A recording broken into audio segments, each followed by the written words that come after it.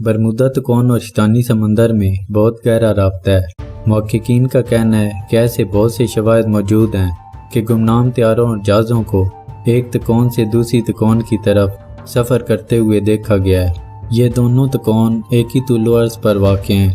جس طرح کے مشاہدات برمودا تکون کے علاقے اور فضا میں کیے گئے ہیں، اسی طرح شیطانی سمندر میں بھی اڑن تشتریوں کا آنا جانا، اس کے اوپر منڈلانا اور پانی کے اندر داخل ہونے اور نکلنے کے متعدد واقعات موجود ہیں۔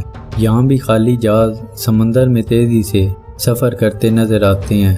برمودا تکون کی طرح یہاں بھی گرم اور سرد موجیں آپس میں ٹکراتی ہیں، جس کے نتیجے میں بڑی مقدار میں مقناطیسی میدان وجود میں آتا ہے۔ برمودا میں غائب ہونے والے اکثر طیارے، بحری جہاز، کشتیاں، ان میں اکثر کا تعلق امریکہ اور برطانیہ سے ہے۔ لیکن حیرت کی بات یہ ہے کہ ان دونوں حکومتوں نے نہ تو کبھی اس معاملے کو سنجیدگی سے لیا اور نہ ہی اپنی پروازوں کو اس علاقے کے اوپر سے گزرنے پر پابندی لگائی، بلکہ اس بارے میں جتنی بھی تحقیقاتی کمیٹیاں بنی ان کی رپورٹوں کو شائع ہی نہیں کیا گیا۔ یوں لگتا ہے کہ دنیا کی حکومتوں کو اس کی اجازت نہیں ہے، سب کے ہونٹ سلے ہوئے ہیں۔ شاید اسی لیے بہت سے سرکاری محققین تو اس بات کے سرے سے انکاری ہیں کہ دنیا میں ایسا کوئی علاقہ موجود ہے جہاں ایسے حادثات رونما ہوتے ہیں۔ برمودا تکون کے حادثات کے اسباب کے بارے میں بہت کچھ لکھا گیا ہے۔ عالمی شہرت کے عامل سائنسدان، ماہرین ارضیات، ماہرین طبیعیات، فلاسفر، سیاح، دانشور، حتیٰ کہ یہودی اور عیسائی مذہبی پیشواؤں نے بھی اس کے اسباب کے بارے میں اپنے نظریات بیان کیے ہیں۔ ہر طبقے کے نظریات میں ان کے اپنے نقطہ نظر کی چھاپ بالکل واضح محسوس کی جا سکتی ہے۔ ہم یہاں مشہور نظریات بیان کر رہے ہیں اور اس کے بعد ان کا تجزیہ کریں گے۔ جو طاقتیں برمودا تکون سے لوگوں کی توجہ ہٹانا چاہتی ہیں، ان کی جانب سے یہ کہا جاتا ہے کہ طیاروں اور جہازوں کو دنیا کے مختلف خطوں میں حادثات پیش آتے رہتے ہیں، لہٰذا اگر برمودا کے علاقے میں بھی کوئی حادثہ پیش آ جائے تو اس میں اتنا تعجب کرنے اور اس پر اتنی توجہ مبذول کرنے کی کیا ضرورت ہے۔ مشہور کتاب the Bermuda triangle mystery solved کے مصنف لیری کوشے لکھتے ہیں، برمودا تکون میں رونما ہونے والے حادثات کوئی عجیب و غریب بات نہ تھے، لیکن میڈیا اور غیر عقلی جذباتی لوگوں کے ذریعے اس کو اچھالا گیا۔ اس کے علاوہ جو محققین برمودا کی حقیقت کو تسلیم کرتے ہیں، ان کی جانب سے بھی مختلف نظریات بیان کیے جاتے ہیں۔ قدامت پسند عیسائیوں کا خیال ہے کہ برمودا تکون جہنم کا دروازہ ہے۔ اکثر لوگ برمودا کی اہمیت کو یہ کہہ کر کم کرنے کی کوشش کرتے ہیں کہ وہاں پانی بہت گہرا ہے، چنانچہ جہازوں اور طیاروں کا غائب ہو جانا کوئی تعجب کی بات نہیں ہے۔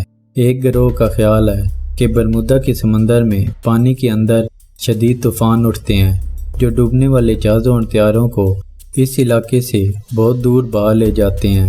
برمودا کے علاقے میں پانی کے اندر زلزلے آتے ہیں جن کی وجہ سے حادثات بہت تیزی کے ساتھ رونما ہوتے ہیں۔ بعض ماہرین کا خیال ہے کہ اس جگہ کشش یا الیکٹرو میگنیٹک لہریں پیدا ہوتی ہیں جن کی طاقت ہماری اس بجلی کی طاقت سے 1000 گنا زیادہ ہوتی ہے۔ یہ انتہائی طاقتور لہریں جہازوں کو توڑ کر ان کا نام و نشان مٹا دیتی ہیں اور برمودا کے اوپر اڑتے طیاروں کو کھینچ لیتی ہیں۔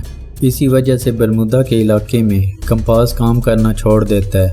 دنیا میں 2 جگہ ایسی ہیں جہاں کمپاس کام کرنا چھوڑ دیتا ہے، ایک برمودا تکون، دوسرا جاپان کا شیطانی سمندر۔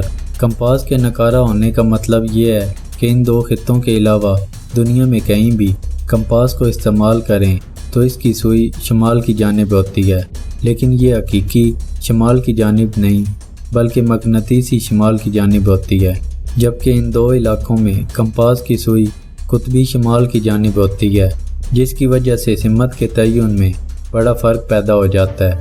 یہی رائے امریکی بحریہ کی ہے۔ امریکی بحریہ نے الیکٹرو میگنیٹک اور موسمی خرابی کے امکان کے بارے میں تجویز کا اظہار کیا ہے۔ سائنسدانوں کی اکثریت کا خیال ہے کہ یہ مکمل سائنسی مسئلہ ہے۔ اکثر سائنسدان غائب ہونے کے واقعات کو دھوکے باز سمندری موجوں، ناموافق موسم اور انسانی یا تکنیکی غلطی کی جانب منسوب کرتے ہیں۔ برمودا تکون کے علاقے میں کمپاس جغرافیائی قطب شمال کی جانب ہوتا ہے، برخلاف مقناطیسی شمال کے، جس کی وجہ سے سمت کے تعین کے نظام میں دشواری پیدا ہو جاتی ہے اور اسات کا سبب بنتی ہے۔ اس بارے میں بھی ایک نظریہ ایڈسنی ڈیکر نامی سائنسدان کا ملاحظہ فرمائیں۔ تکون کے اوپر کی فضا نہ نظر آنے والی سرنگوں سے بھری ہوئی ہے جو طیاروں، جہازوں اور افراد کو اپنے اندر کھینچ لیتی ہے۔